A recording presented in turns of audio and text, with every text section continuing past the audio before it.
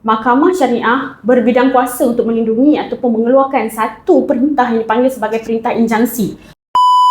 Okey Kak, saya nak tanya.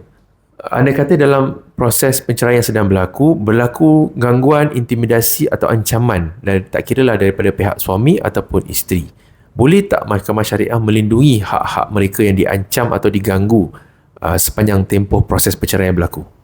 Okey, Mahkamah Syariah berbidang kuasa untuk melindungi ataupun mengeluarkan satu perintah yang dipanggil sebagai perintah injunksi. So, sekiranya berlaku ancaman daripada mana-mana pihak, maknanya ancaman tersebut akan mendatangkan kemudaratan ataupun mengganggu prosiding. Dalam satu tuntutan tersebut, kita boleh selitkan interlock. Maksudnya, tuntutan dalam tuntutan. Jadi, perintah injunksi ni adakah dia akan melindungi pihak yang satu lagi?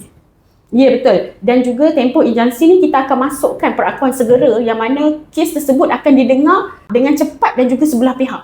Boleh tak nyatakan contoh-contoh injunksi dalam mahkamah ni? Adakah dia menghalang seseorang untuk mendekati salah satu pihak lain ataupun melarang pihak yang nak mengganggu ni membuat panggilan telefon dan sebagainya?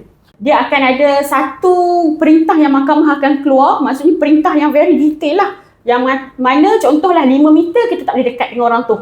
Ataupun dia tak boleh pegang harta kita ataupun apa-apa yang kita, contohlah untuk injunsi tegahan diri Untuk injunsi tegahan diri, dia tak boleh dekat dengan kita. Paling dekat dia boleh 5 meter je. So selepas 5 meter kita boleh buat aduan kepada balai polis untuk dapatkan satu report dan juga selepas tu kita terus masukkan kepada komite lah untuk sumbat dalam penjara.